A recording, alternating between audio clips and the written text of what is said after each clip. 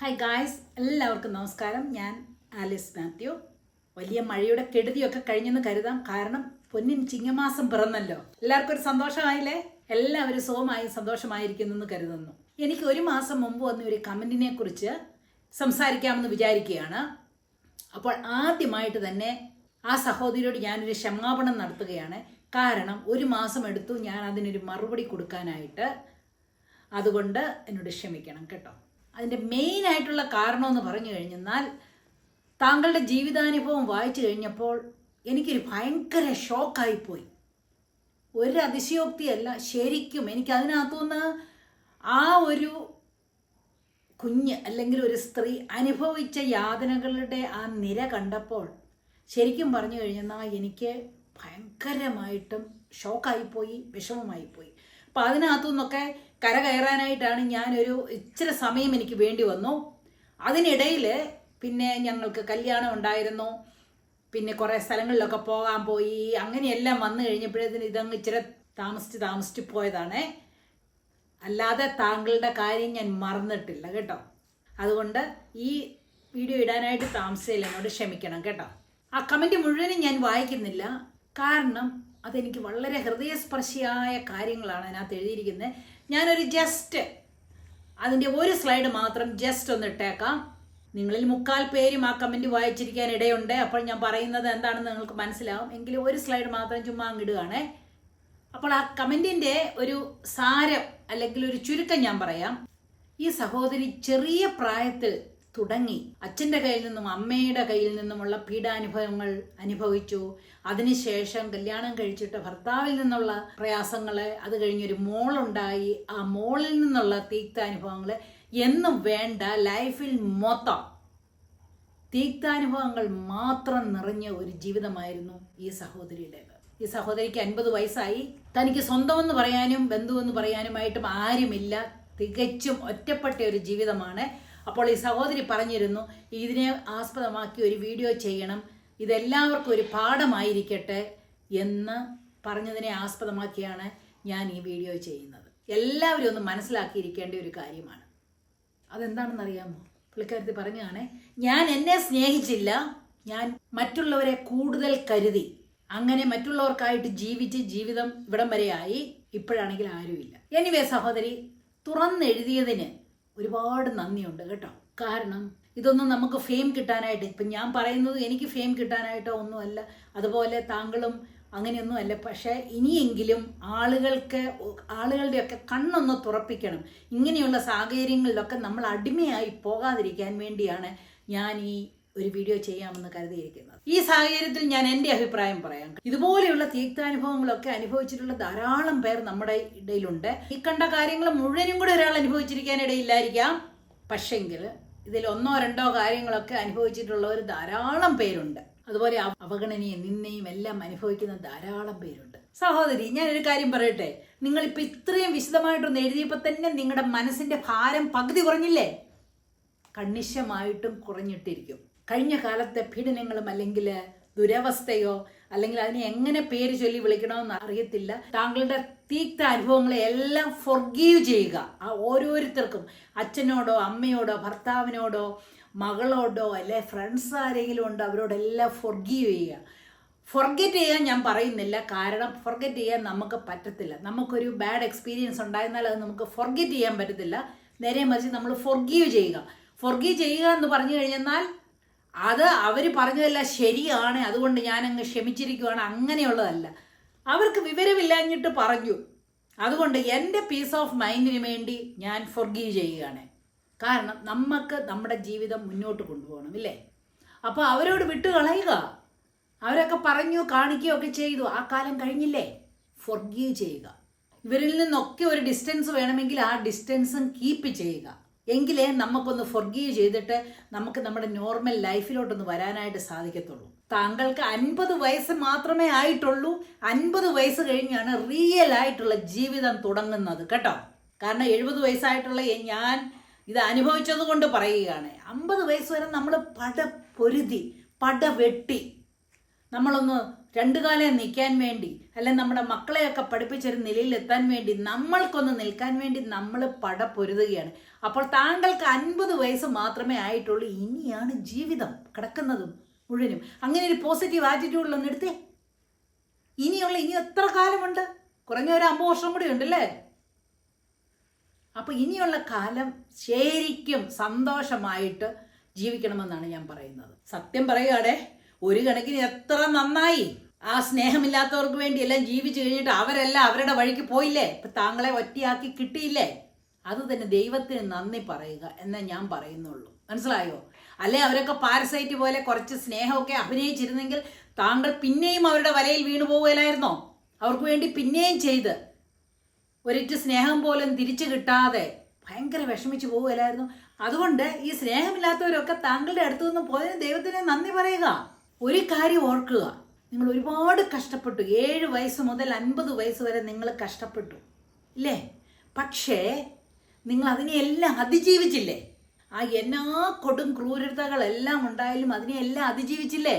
അങ്ങനെ നോക്കുമ്പോൾ നിങ്ങൾ very strong. You are A strong person. നിങ്ങൾ വളരെ ഉയരത്തിൽ വളർന്ന ഒരു വ്യക്തിയാണെന്ന് മാത്രമേ ഞാൻ പറയത്തുള്ളൂ. ഇതിനെല്ലാം അതിജീവിച്ചതുകൊണ്ട്.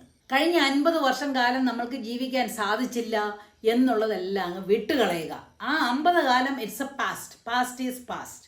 ഇനിയുള്ള പ്രസന്റിൽ ജീവിക്കാനായിട്ട് നോക്കുക കേട്ടോ. അതുപോലെ ഞാൻ പറഞ്ഞല്ലേ, ഫൊർഗീവ് ചെയ്യുക. ഫൊർഗീവ് ചെയ്യുന്നത് എങ്ങനെയാണെന്നുള്ളതിനെ കുറിച്ചൊക്കെ ഞാൻ ഒരു വീഡിയോ ചെയ്തിട്ടുണ്ട്. അതുകൊണ്ട് ഞാനിപ്പം പിന്നെ അതിനകത്ത് വിശദീകരിക്കുന്നില്ല.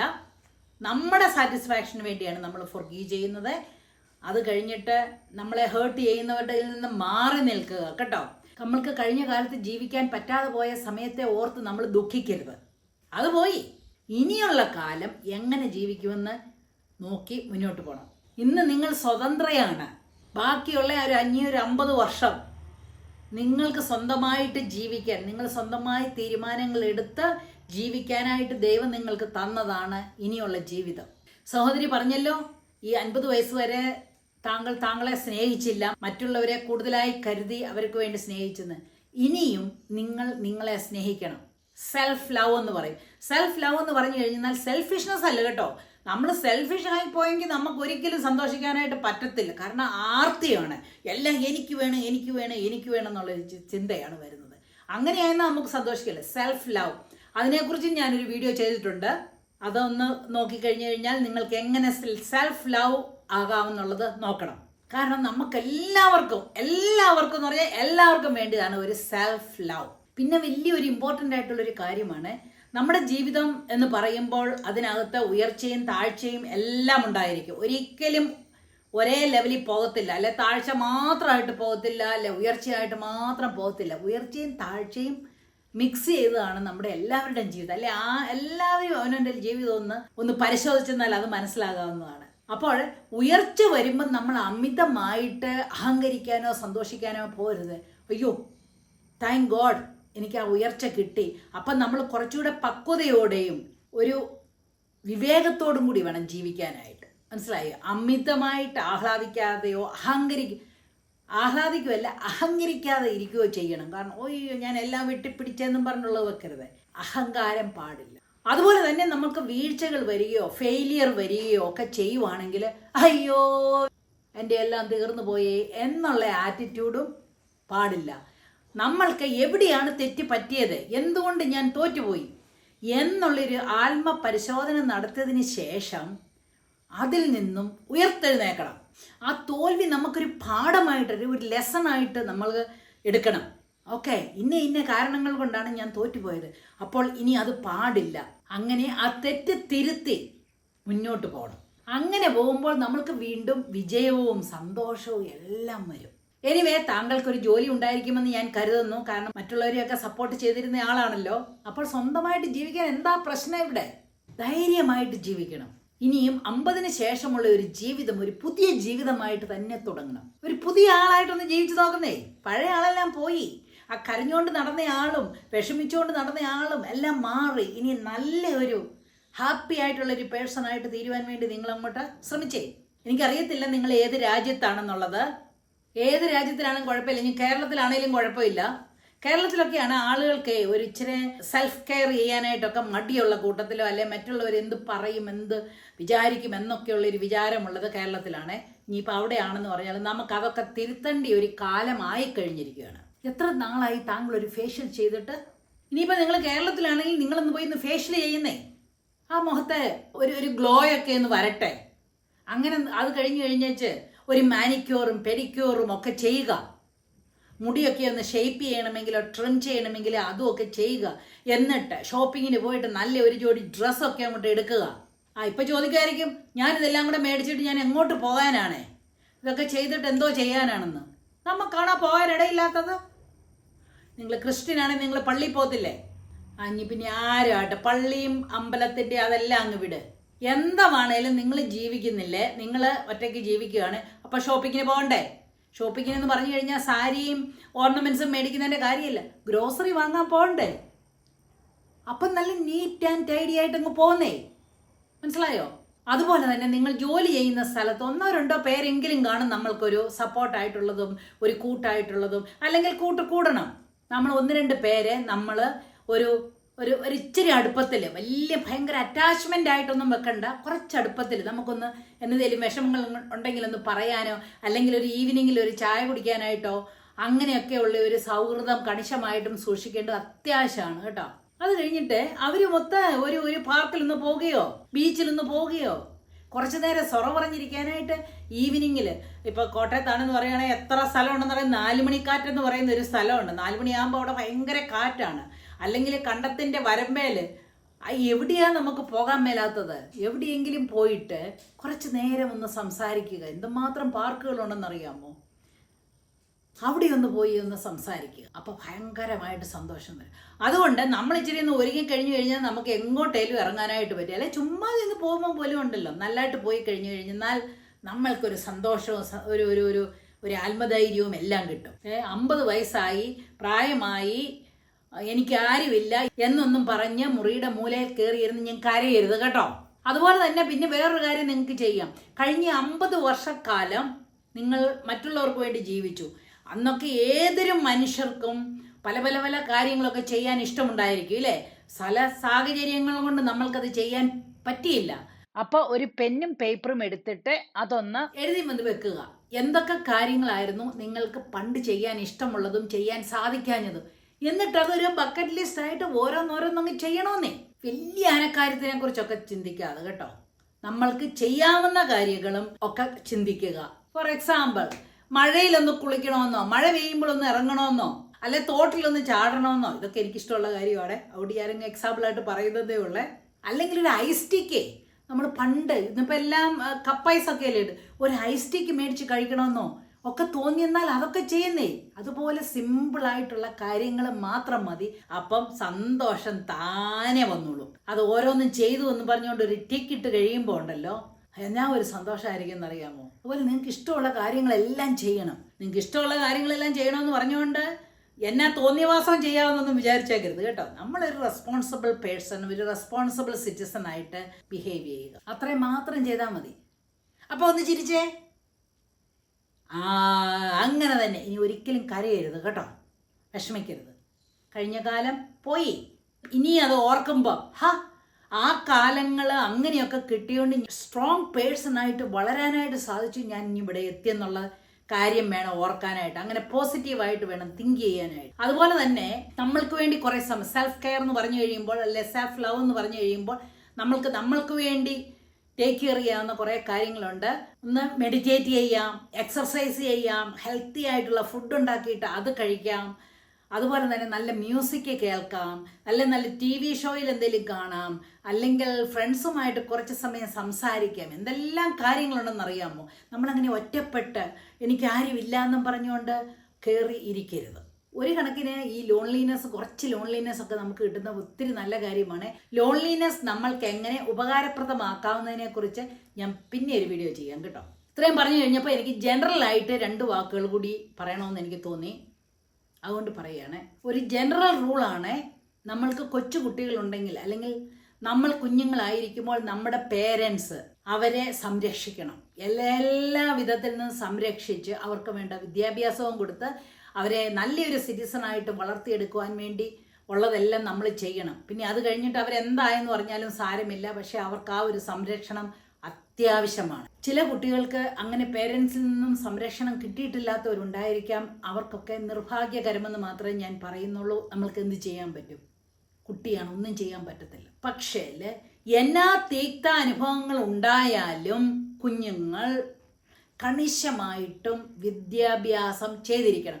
അതൊക്കെ ടീച്ചേഴ്സ് വളരെയധികം ആ കുട്ടികളോട് പറഞ്ഞു കൊടുക്കേണ്ട ഒരു കാര്യമാണ്.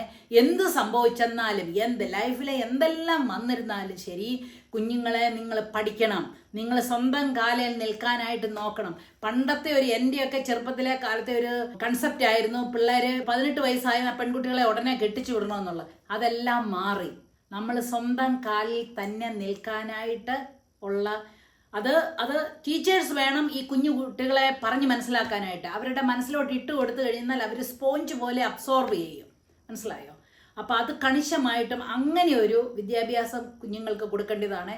കുഞ്ഞുങ്ങൾ അത് കേട്ടിട്ട് കണിശമായിട്ടും ആ വിദ്യാഭ്യാസം എന്ന് പറയുന്നത് സീരിയസ് ആയിട്ട് എടുത്ത് മുന്നോട്ട് പോകേണ്ടതാണ്.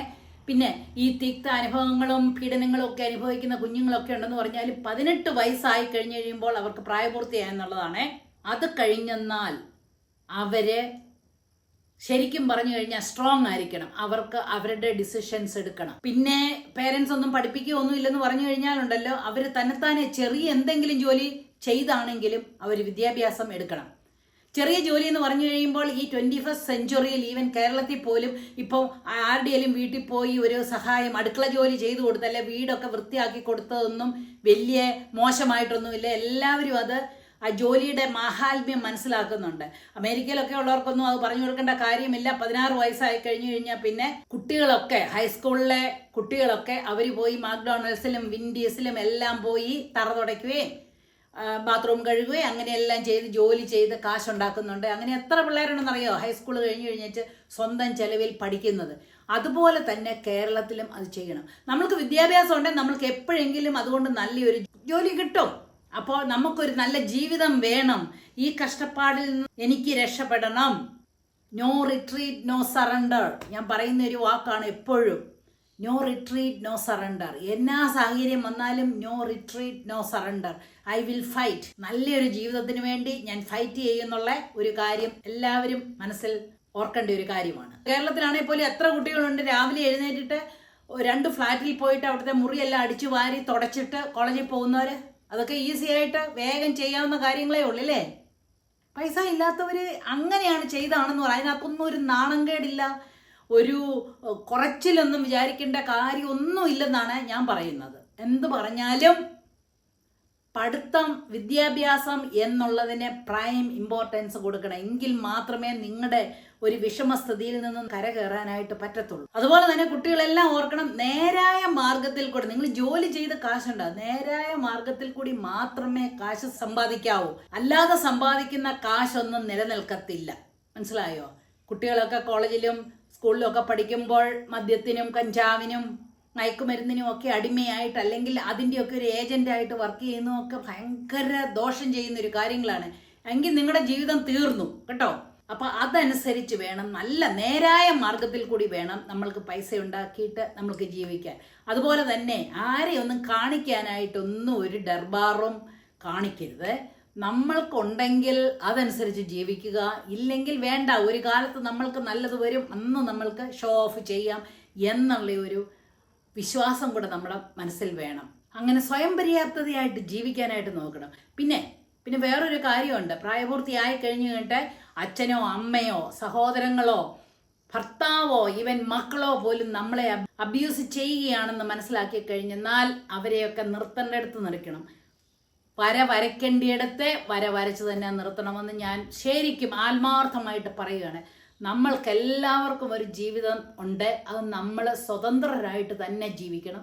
മറ്റുള്ളവരൊന്നും നമ്മളെ ഡിക്റ്റേറ്റ് ചെയ്ത് ജീവിക്കാനായിട്ടുള്ളതല്ല. അപ്പോൾ ഓരോരുത്തരുടെയും സാഹചര്യങ്ങൾ ഡിഫറൻ്റ് ആയിട്ടിരിക്കും. അതാത് സാഹചര്യത്തിൽ നമ്മൾ നല്ല വഴിയിലൂടെ നമ്മൾ എവിടെ വരയ്ക്കണോ അവിടെ വരച്ച് എല്ലാവരെയും അതാത് സ്ഥാനങ്ങളിൽ നിർത്തണം. അപ്പനെയും അമ്മയും കണിശമായിട്ടും ബഹുമാനിക്കണം. മക്കളോട് കണിശമായിട്ടും സ്നേഹമുണ്ടായിരിക്കണം. അവർക്ക് വേണ്ടതെല്ലാം ചെയ്യണം. മനസ്സിലായോ? മക്കൾ പറഞ്ഞിട്ടൊന്നുമല്ല അവർ ഈ ലോകത്തിലോട്ട് വന്നത്. നമ്മൾക്ക് മക്കളുണ്ടായെങ്കിൽ അവരെ നമ്മൾ നല്ല നിലയിൽ എത്തിക്കാൻ വേണ്ടി കഴിവതും ചെയ്യണം. പക്ഷെ അവരെ ലൂട്ട് ചെയ്യരുത്. നമ്മൾക്ക് എല്ലാവർക്കും റെസ്പോൺസിബിലിറ്റീസ് ഉണ്ട്. നമ്മൾ ആ റെസ്പോൺസിബിലിറ്റീസ് ഒക്കെ നിവർത്തിച്ച് നമ്മൾ ജീവിക്കാനായിട്ട് നോക്കണം. അതെല്ലാം നമ്മൾ നീതിയോടും ന്യായത്തോടും കൂടി നിർവഹിക്കണമെന്ന് മാത്രമാണ് ഞാൻ പറയുന്നത്. നമ്മളാൽ കഴിയുന്ന സഹായം മറ്റുള്ളവർക്ക് നമ്മൾ ചെയ്തു കൊടുക്കണം. അതിനെയും പണമായിട്ടാണെങ്കിലും, അല്ലെങ്കിൽ അഡ്വൈസിന്റെ കാര്യത്തിലാണെങ്കിലും, അല്ലെങ്കിൽ ഫിസിക്കലായിട്ട് ഒരു സഹായം ചെയ്തോ, എങ്ങനെയാണെന്ന് വെച്ചാൽ നമുക്ക് സഹായിക്കേണ്ടവരെ കണിശമായിട്ടും നമ്മൾ സഹായിക്കണം. അല്ലാതെ നമ്മൾ സെൽഫിഷ് ആയിട്ട് എല്ലാം എനിക്ക് വേണമെന്നും പറഞ്ഞിട്ട് ഇരുന്ന് കഴിഞ്ഞാൽ ഒരിക്കലും സന്തോഷം വരത്തില്ല അവർക്ക്. അങ്ങനെയുള്ളവർക്ക് സന്തോഷം കാണത്തില്ല. അതുപോലെ തന്നെ എല്ലാ കാര്യത്തിനെയും പോസിറ്റീവായിട്ട് കാണാനായിട്ട് നോക്കണം. വിഷമങ്ങളൊക്കെ വരുമ്പോൾ ഒരു സെൽഫ് അവെയർനെസ്, അല്ലെങ്കിൽ ഒരു സെൽഫ് റിഫ്ലക്ഷൻ, അല്ലെങ്കിൽ ഒരു ആത്മപരിശോധന നടത്തി കഴിഞ്ഞാൽ നിങ്ങൾ പൂർവാധികം ശക്തിയോടുകൂടി തന്നെ തിരിച്ചു വരും. നിങ്ങൾക്ക് ജീവിതത്തെ നല്ല പോസിറ്റീവായിട്ട് നേരിടാനായിട്ടും സാധിക്കും. അപ്പോൾ ഈ സഹോദരിയോട് ഞാൻ പറയുകയാണേ, കരയരുത് കേട്ടോ, കരയരുത്. ഇനിയുള്ള ജീവിതം 50 വയസ്സേ ആയിട്ടുള്ളൂ കേട്ടോ. ഇനി കുറേ കാലം കൂടെ നിങ്ങൾ ജീവിക്കും. അപ്പം ഇനി ബാക്കിയുള്ള ജീവിതം നിങ്ങൾ സുഖമായിട്ടും സന്തോഷമായിട്ടും ജീവിക്കുക. ആരെക്കുറിച്ചും ബോധർ ചെയ്യണ്ട. ആരെങ്കിലും നിങ്ങളോട് സഹായം ചോദിച്ചാൽ, ഇനി അപ്പനാട്ടെ, അമ്മയാട്ടെ, മകളാകട്ടെ, ആരെങ്കിലും ആകട്ടെ നിങ്ങളോട് സഹായം ചോദിക്കുകയോ ഹെൽപ്പ് ചെയ്യേണ്ടിയോ വന്നെങ്കിൽ അത് ലെജിറ്റിമേറ്റ് ആണെങ്കിൽ നിങ്ങൾ ചെയ്യുക. അല്ലെങ്കിൽ നിങ്ങൾ നിങ്ങളുടെ കാര്യം തന്നെ നോക്കി മുന്നോട്ട് പോവുക കേട്ടോ. അപ്പോൾ ഇതെല്ലാവർക്കും ഒരു പാഠമായിരിക്കട്ടെ എന്ന് മാത്രമേ ഞാൻ പറയുന്നുള്ളൂ. നമ്മൾ എവിടെ വരയ്ക്കണമെന്ന് നമ്മൾ മനസ്സിലാക്കിയിട്ട് അവിടെ തന്നെ വരയ്ക്കണം. അപ്പോൾ അടുത്തൊരു വീഡിയോയുമായി വരുന്നത് വരെ ബൈ.